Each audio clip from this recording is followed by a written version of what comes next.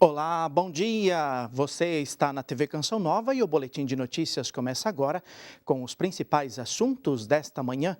Hoje é quarta-feira, 25 de setembro de 2024. Vamos ver como está São Paulo. Aí você tem imagens do trânsito da região da Vila Mariana, zona sul da capital, nas imediações da Rua Vergueiro. Cidade movimentada agora pela manhã. Quarta-feira de sol, sem previsão de chuva e o tempo continua seco e quente. Mínima de 18 e máxima de 35 graus. O Papa Francisco retomou hoje o ciclo de catequeses sobre o tema O Espírito e a Esposa. Na audiência geral na Praça de São Pedro, o pontífice refletiu sobre a passagem bíblica em que Jesus foi tentado no deserto. A Danúbia Gleiser é quem traz os detalhes. Bom dia, Danúbia.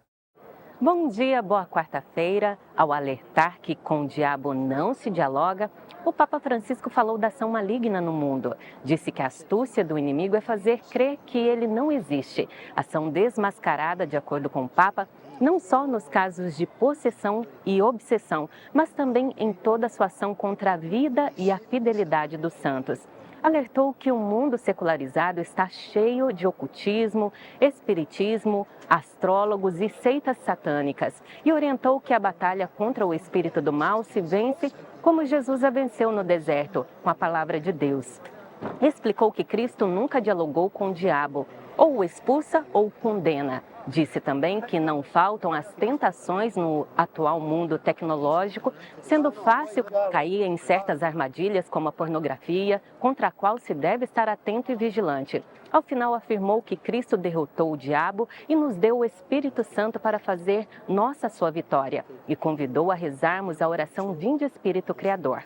Em seu apelo, falou da dor ao receber as notícias que chegam do Líbano, onde nos últimos dias intensos bombardeios provocaram muitas vítimas e destruição.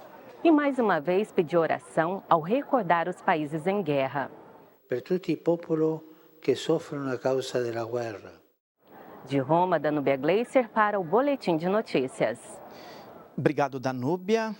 A gente vem aqui para o Brasil porque as eleições municipais deste ano vão contar com o apoio da Força Federal para dar mais segurança nos locais de votação. Assunto para Liana Nunes, direto de Brasília. Bom dia, Liana. Bom dia, Sidnei, a todos. Olha, o Tribunal Superior Eleitoral já aprovou essa medida, que conta com a presença da Força Nacional em municípios de estados como Tocantins, Piauí, Rio de Janeiro, Mato Grosso do Sul, Amazonas, estados de Ceará, Maranhão, Acre, Mato Grosso, Pará, Paraíba e Rio Grande do Norte também vão receber esse reforço na segurança nos dias das eleições. O envio das tropas a um determinado estado acontece quando um município informa à Justiça Eleitoral que não tem capacidade de garantir a normalidade do pleito apenas com o efetivo de policial que tem no local. E falando em manter a segurança, a ministra Carmen Lúcia, presidente do Tribunal Superior Eleitoral, condenou os recentes episódios de violência nas campanhas. Ela destacou em plenário que a violência não apenas desrespeita as vítimas, mas ofende a democracia. Em seu discurso, Carmen Lúcia disse também que enviará um ofício à Polícia Federal, também ao Ministério Público Federal e aos presidentes dos tribunais regionais eleitorais, solicitando prioridade nas investigações e julgamentos imediatos de qualquer ato de violência nas eleições de 2024. Sidney. Obrigado, Liana. Com 35,1 graus, São Paulo teve ontem o dia mais quente do ano, segundo o Instituto Nacional de Meteorologia. E essa onda de calor deve atingir vários estados do país. A repórter Aline Mércio tem mais informações. Bom dia, Aline. Bom dia, Sidney, a todos que nos acompanham. O Instituto Nacional de Meteorologia alertou São Paulo e mais 10 estados para a onda de calor. No Rio Grande do Sul, há um alerta para o acumulado de chuvas. Mais cedo, nós conversamos com um representante da Climatempo sobre a temperatura para os próximos dias. Vamos conferir. Desde a última segunda-feira, a gente está com uma massa de ar mais quente atuante na região central brasileira. Essa massa de ar quente deu origem à sétima onda de calor brasileira, tá? e uma das mais fortes, pode-se dizer assim, né? Recordes em capitais e em diferentes municípios brasileiros estão sendo quebrados sucessivamente. A gente está no final de semana agora com uma importante frente fria passando, tá? Então, consequentemente, ela deve dar um alívio nas temperaturas em amplas áreas do Brasil já no final de semana. O sul segue na situação extremamente preocupante. A gente tem um contraste de uma massa muito quente na região central brasileira e as massas frias tentando forçar para passar pelo Rio Grande do Sul, certo? Então, consequentemente, esse choque entre uma massa fria e uma massa muito quente favorece para manutenção da chuva. E o alívio para a região do Rio Grande do Sul deve ser apenas na sexta-feira, quando essa frente fria consegue quebrar esse bloqueio na região central brasileira. Quebrar não, dar uma enfraquecida nele, certo? Pois é, quarta-feira com alerta de chuva volumosa e temporais no Rio Grande do Sul, como vimos aí na fala do meteorologista, e também nas demais regiões do país, o destaque fica por conta do calorão. Acompanhe a previsão do tempo para todo o Brasil. No Centro-Oeste, a umidade relativa do ar atinge índices críticos, como vocês podem ver, em 15% aqui na região de Goiânia. A região pode ter pancadas de chuva pontuais ao norte e oeste de Mato Grosso. Indo para o Sudeste, os ventos do oceano formam nuvens carregadas sobre o Espírito Santo. Nas demais áreas, o dia será ensolarado e seco. Eu chamo a atenção para o Sul, pois a quarta-feira pode ter chuva pesada sobre o Rio Grande do Sul. No Paraná e Santa Catarina, o tempo segue firme, mas é encoberto. Tempo quente e úmido no Amazonas, Acre, Roraima e em parte do Tocantins e do Pará. Pancadas de chuva são previstas nestes locais durante a tarde. No interior nordestino, o tempo segue seco e nada de chuva. No litoral do Nordeste, ela pode chegar no fim do dia. Vamos conferir as temperaturas para esta quarta-feira? Mínima de 17 graus em Porto Alegre, máxima de 23 e mínima de 24 graus em Salvador e máxima de 26. Hezbollah dispara míssil contra Tel Aviv e aumenta o clima de tensão no Líbano.